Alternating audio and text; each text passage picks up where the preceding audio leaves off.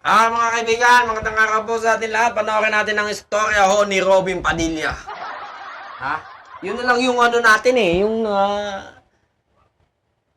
nalalaman natin di ba? Wala man lang tayong marinig na Republic Act kay Robin no?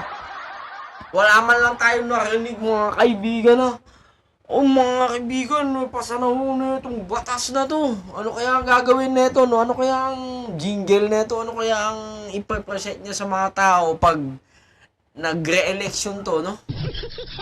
Ano kaya? Ano kaya ang batas ang sasabihin niya? O si Bongo. Ito si Bongo. Sige, Malasakit Center. Si Bato. Wala.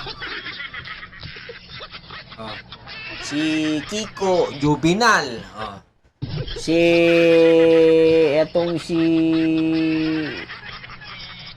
Bong Revilla, although natalo, centenarian daw.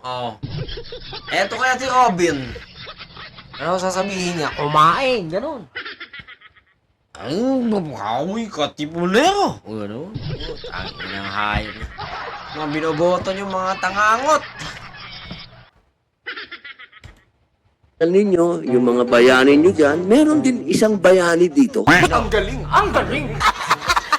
Siya nagpapanggap siya na katipunero daw siya. May babasahin sana ako, English pa eh. Sayang. Bonifacio daw siya, mahal niya yung bayan. Pero bakit ka Nakasama sa nakadikit sa meeting mga sa taong China. maka-China? Nilabanan natin ng komunista. President Duterte received several members of the Communist Party of China in Malacanang last night.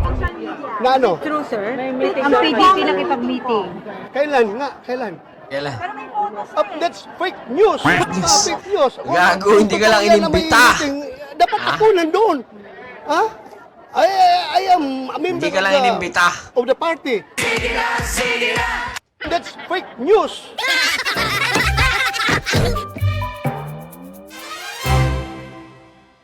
Kung kinikilala ninyo, yung mga bayani nyo dyan, meron din isang bayani dito.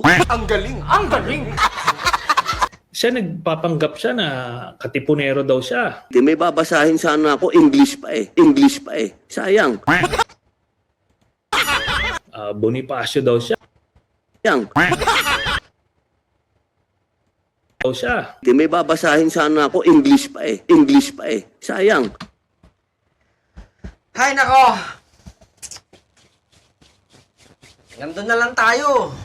Ito yung mga preference natin sa pagboto. Tangangot. Walang alam. Kundi magsayaw lang. Diba? Walang alam. Kundi pagtanggol si Duterte. Walang alam. Kundi Duterte. Hindi mananalo siguro kung hindi magbabanggit ng Duterte. Putsa man. Eto ba yung... Tingnan natin ngayon kung si Bongo ay mag-iingay ngayon, 27 million Bongo, Baka naman, pwede mo namang i-excite. Baka pwede mo naman kaming gawing ka-exciting. Gawin mo namang, ang tawag dito? Maaliwalas. Gawin mo namang kaaya-aya ang Senado, Bongo.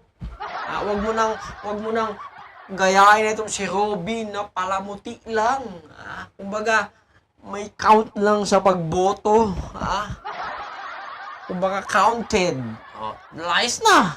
Diba? Wag naman yung ganon. Tangina. Kumbaga tanga na nga tayo.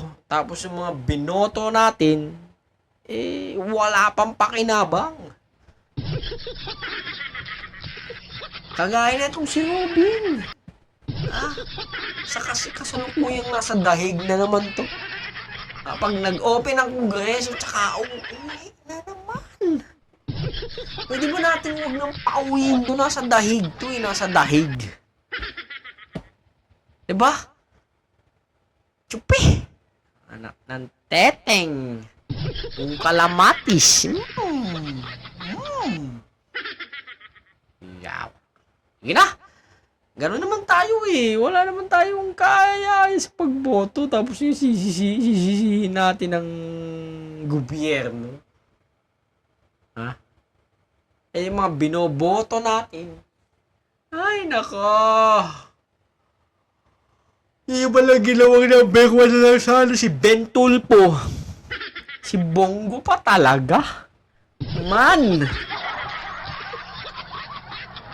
Tapos noong 2022, si Robin pa talaga. Man!